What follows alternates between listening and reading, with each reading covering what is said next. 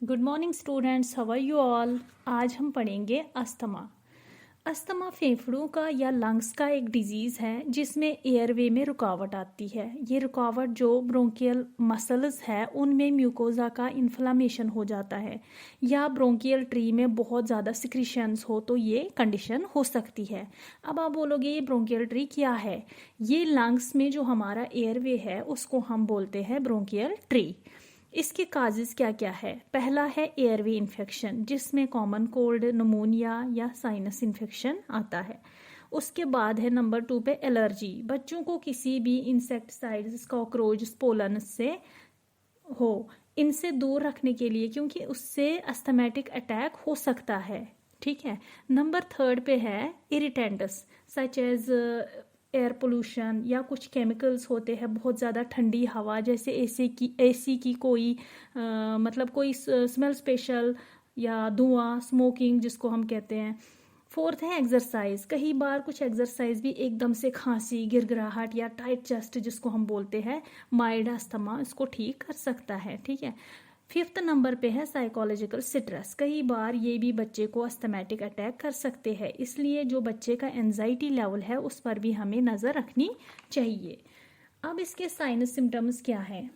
सभी बच्चों में जो अस्थमा के साइनस सिम्टम्स हैं एक जैसे नहीं होते हैं। इवन एक बच्चे में एक एपिसोड से लेकर दूसरे एपिसोड तक साइनस सिम्टम्स अलग होते हैं। बच्चों में अस्थमा के लक्षण मतलब क्या क्या हैं। वो खांसी जो ठीक नहीं हो रही हो और खांसी के ऐसे दौरे जो खेल के दौरान या एक्सरसाइज के दौरान या एसी ठंडी हवा में या हंसते हंसते या रोते के टाइम या रात को आते हो।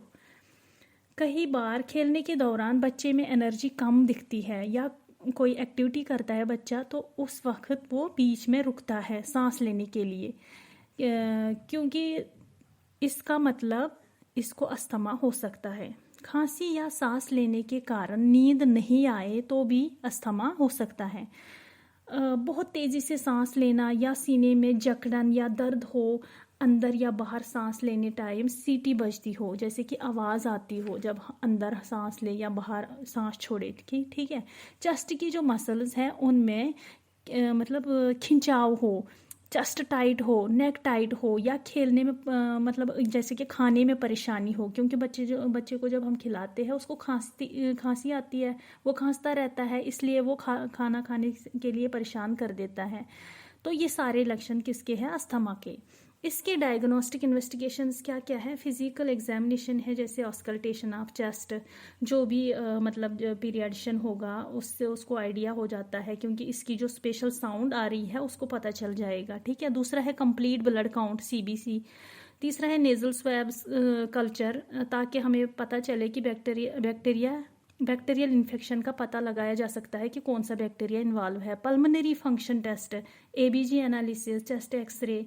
ठीक है। इसका ट्रीटमेंट जो है, पहले हमें देखना है कि बच्चे को एलर्जी है किससे, उस चीज़ से उसको दूर रखना है। ठीक है। उस चीज़ से बचाना है, उससे अस्थमा अटैक हो सकते हैं। जो भी एक सस्पेक्टेड एलर्जी है उसको दूर किया जाए, जैसे कि एनवायरमेंटल पोल्यूशन।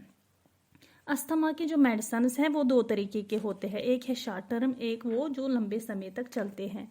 शॉर्ट टर्म तब जब बच्चे को एकदम से अटैक हुआ तो तुरंत रिलीफ के लिए कुछ मेडिसिन दिए, जैसे न्यूबलाइजेशन या स्प्रे।